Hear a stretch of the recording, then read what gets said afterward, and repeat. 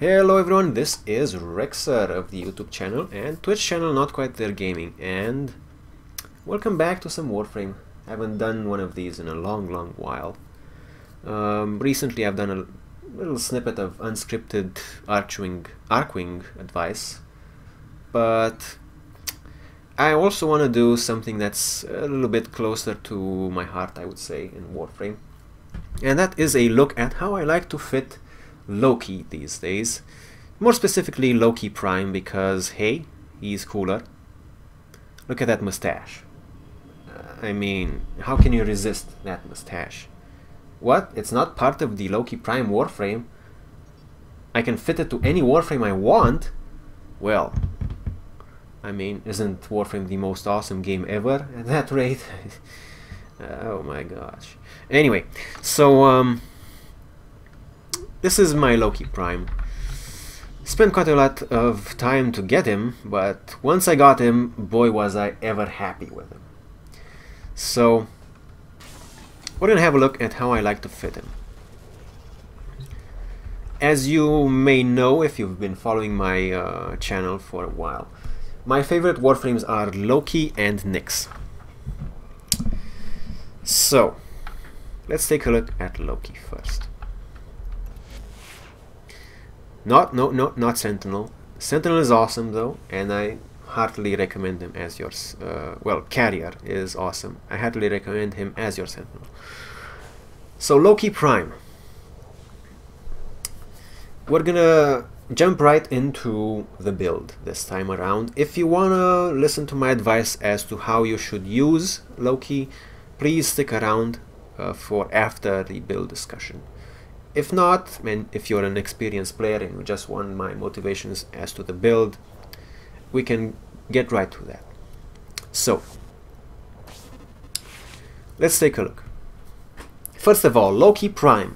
He comes with awesome stats for a Loki Warframe. He's very heavily boosted in stats, and he comes with 2 extra polarities, if I'm not mistaken. Also, because of the recent changes regarding the elimination of abilities from fitting on your Warframe, he actually gains 1 slot in my way of building him, which we can actually make use to give him a little bit of extra survivability. Now, if you have seen my other Loki guide, my other Loki build guide, I fit my Loki to be an invisibility based stealth runner, and that was very good for speedruns, for solo speedruns and farming, and it was also really good for being that guy in the team who always runs around and resurrects everyone when they are in a lot of shit, in deep shit as it were. But I have been criticized, both respectfully and not so respectfully, for not including radial disarm in my builds. But now, with the recent changes to abilities, I can have radial disarm, I can have decoy, I can have switch teleport, I can have invisibility, all in one without sacrificing slots for it. So we're gonna take a look at how I like to fit Loki in order to get the best out of invisibility and radial disarm at the same time. That is, it is a compromise, but I think the combo of both is stronger than focusing on just one. And I say that because I see a lot of completely radial disarm focused builds that seem to completely neglect invisibility, and I don't like that. But I was trying to say that we're gonna skip we're gonna keep that type of discussion for the later bits of the video. So the build itself: enemy radar in the aura slot. Why? Because I like enemy radar and I like enemy sense. Information is power, knowledge is power, and for Loki that is even more useful. He is a very squishy Warframe, and you want to know where your enemies are coming from in order to engage your invisibility, or if there's a lot of them, then you want to cast radial disarm. Having enemy radar helps you know how to use your skills best and where to be. And I find that invaluable. You might not. In that case, I suggest corrosive projection, or I would have suggested energy siphon, but with Loki's energy pool, you really don't need energy siphon normally, especially with the high efficiency build that we will be employing today. So if you don't like enemy radar, go with corrosive projection. The first mod that in this lineup is redirection. I actually fit this as the extra mod, and it's not required for this build. You can switch it out for whatever you want. I took extra shields because they regenerate, and Loki will take some stray shots when he is invisible and running around, so extra shields help with that. The most important thing to begin with here is having fleeting expertise. Now, fleeting expertise, along with an arcane essence helmet, will max out your power efficiency. That is the driving force for our Loki build. So if you don't have an arcane essence helmet, feel free to take out redirection and put in a streamline of whatever rank you think is best. I would suggest going one short of max and taking one rank off of fleeting expertise to conserve some of that power duration. The next most important thing in my build for Loki is, of course, power duration. We need to compensate the lack of power duration, the problem we've created with fleeting expertise, and I basically slot every single power duration enhancing mod I know of.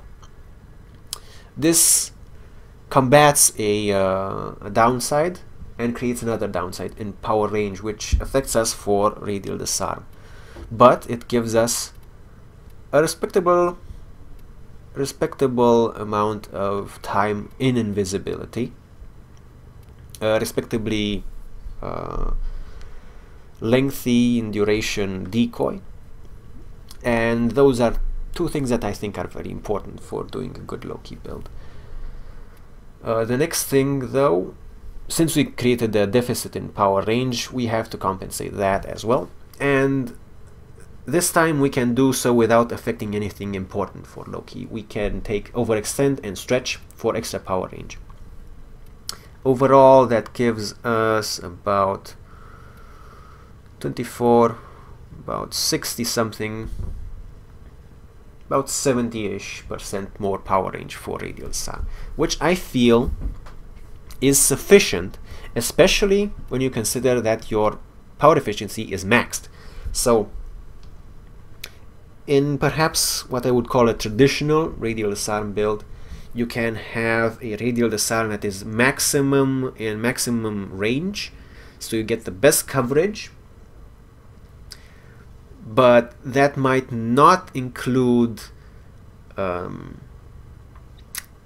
either the best efficiency, or it would heavily sacrifice the duration of invisibility. In this type of build that I'm proposing to you right now, we sacrifice a little bit of duration from invisibility, and we sacrifice a little bit of range from radial disarm in order to have better power efficiency. What does this mean? This means that sadly we have to recast radial disarm, but at 75% power efficiency it only costs 25 energy out of Loki's pretty hefty pool of, I believe, 275, 262 actually. And with how common energy orbs are these days, and with the fact that you can drop an energy replenishing device, energy isn't that big of a problem when you have that great of a power efficiency. So you can recast radial disarm. It doesn't matter that it is lower range than a build focused completely on radial disarm, and you get invisibility at a duration that is useful for you that you can use to avoid damage, and Loki doesn't really have much of anything in that defensive direction other than invisibility. You can make a case for decoy, but when you get past a certain level, decoy will provide a momentary distraction for a few seconds, and after that it's your head and a lot of bullets. So yeah.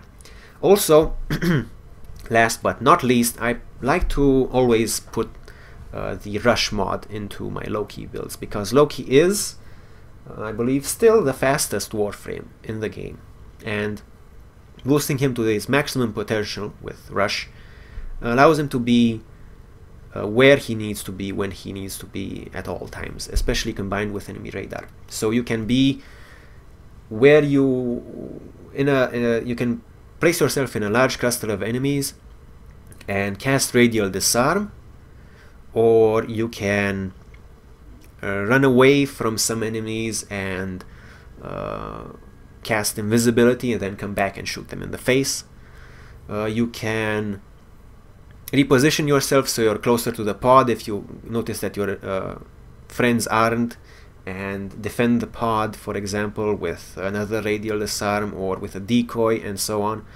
So having a lot of speed, having enemy radar, I believe really adds a lot to the tactical options that you have with a Warframe, and Loki especially. So that's kind of my build, that's kind of my proposition for you. Feel free to adjust it any way you see fit. If you want to go for a full invisibility build, or if you want to go for a full radial disarm build, that's fine, but trust me when I say that having both is not only very useful for you and your team, but it's actually also very fun, because you don't have to rely on others for your own defense.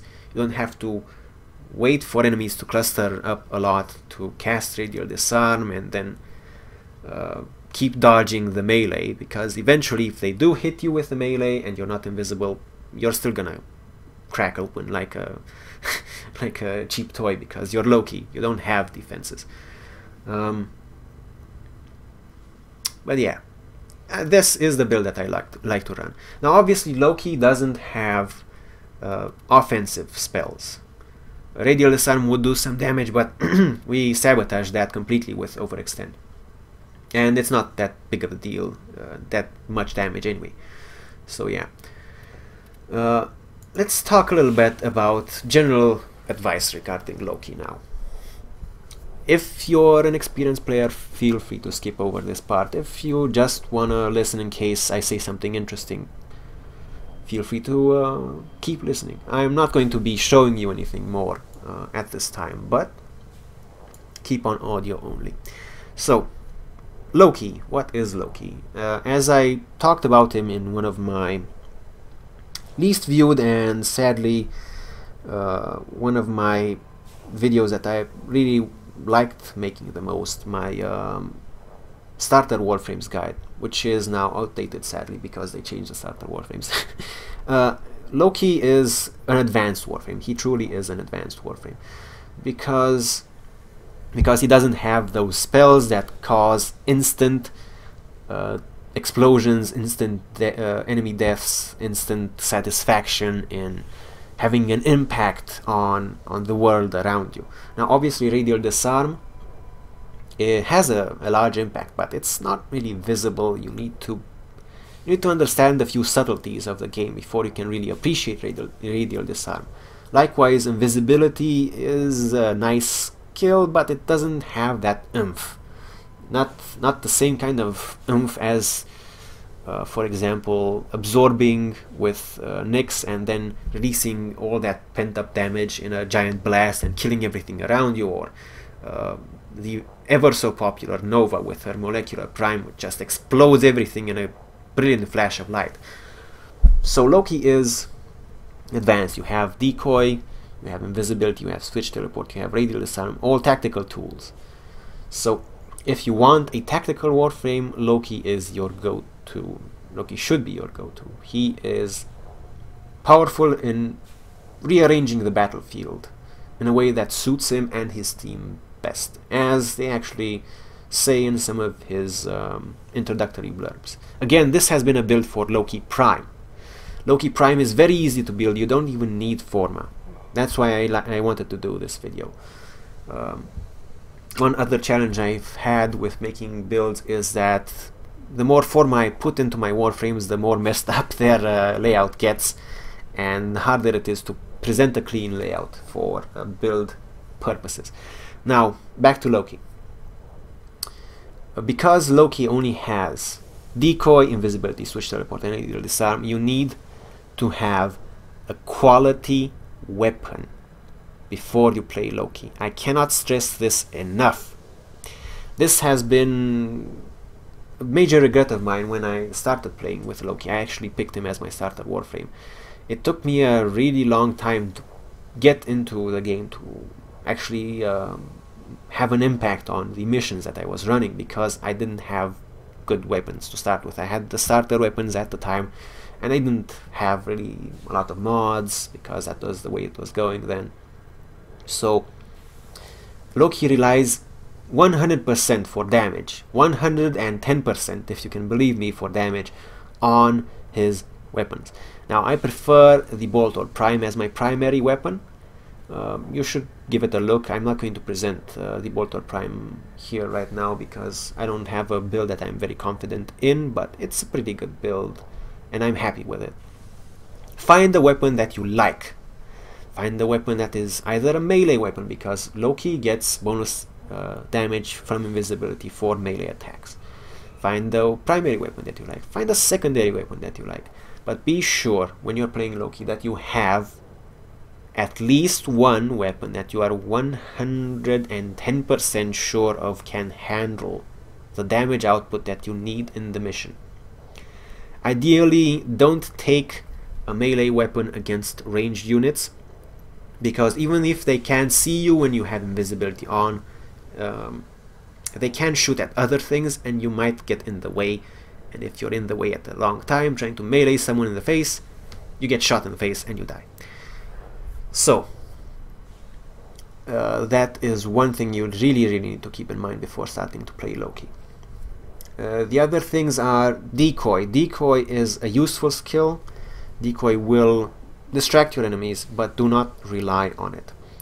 The primary use for decoy, I find at higher levels of enemies, when they pretty much melt it, is I use decoy, then I use switch teleport to switch places with it. Hopefully not while it's getting shot at, but I can use that as a targeted teleport. And a lot of people do that. It's very fun, especially now that you don't have to commit slots to ability mods. That is going to be a very fun and interesting thing that you can do with Loki. Especially since we boost power range for radial disarm, that is even more useful now in a bit like this that isn't exclusively focused on invisibility. Invisibility, you really need it, and it's also the best personal defensive skill in the entire game, my opinion. Your enemies will not shoot at you, but they will shoot at other people. So if you get in the way, you will get shot at. So keep that in mind. That's why I boosted my shields for Loki Prime. That's why I had Equilibrium in my invisibility only build previously. One thing you need to keep in mind when you're going invisible, though, is that your Sentinel will not attack. So if you want a Sentinel or a companion that is useful while you're invisible, you will want to take something like Carrier or Helios. Helios, I think, will still scan when he's invisible, but Deathcube, I don't think, will do his beam when he's invisible, or even if he does, it's not that noticeable if he zaps someone once in a while. Anyway, I highly recommend Carrier when you are running with Loki, because, as I said, you're very reliant on your weapon, on your main weapon or your secondary weapon. Not so much a case when you're melee focused, but Carrier will pick up the ammo that you need, and it will give it to you without you having to look out for extra ammo. So you will have to you'll have less of a worry about ammo. And trust me, when you are 100% reliant on weapon damage for your damage when playing Warframe, you will run out of ammo pretty fast. Other than carrier, I recommend actually taking a Kubro of your choice. You could take the Kubro that digs up extra resources that could be useful, or whichever one you like. The thing is about Kubros that I have found out is, while invisible, they will still attack. So they might suffer from the same problems of invisibility as you do, so they might get in the way of some shots and sadly get mowed down, but generally they can still attack unless they change that somehow in the future, and you can make use of that as Loki to supplement your damage. Now, as I was saying, decoy and switch teleport, you can make a fun teleportation combo. And radial disarm. Radial disarm is a skill that I have long considered not that important, because it just disarms people, it doesn't kill them. So why would I need that? Well, it turns out that as one of the people that have given me a lot of feedback for my builds has told me, radial disarm is a skill that can lead to some situations where Loki is a very good credit to team, and where he is pretty much considerable to be overpowered in certain respects, if you are going up against, of course, enemies that use ranged weapons like Corpus or Clear. So when you're in a mission or Void, corrupted enemies, I mean, yeah, I think so. Anyway, when you're up against enemies that use ranged weapons and you do radial disarm, the primary thing to know and to keep in mind with using radial disarm is not that you're going to be disarming them, ha ha ha, they only have melee weapons now. The primary thing that you need to keep in mind is, again, tactics. When your enemies only have a melee option, they will pretty much conga line their way to the nearest target that is friendly to you, to the nearest target that is an enemy to them.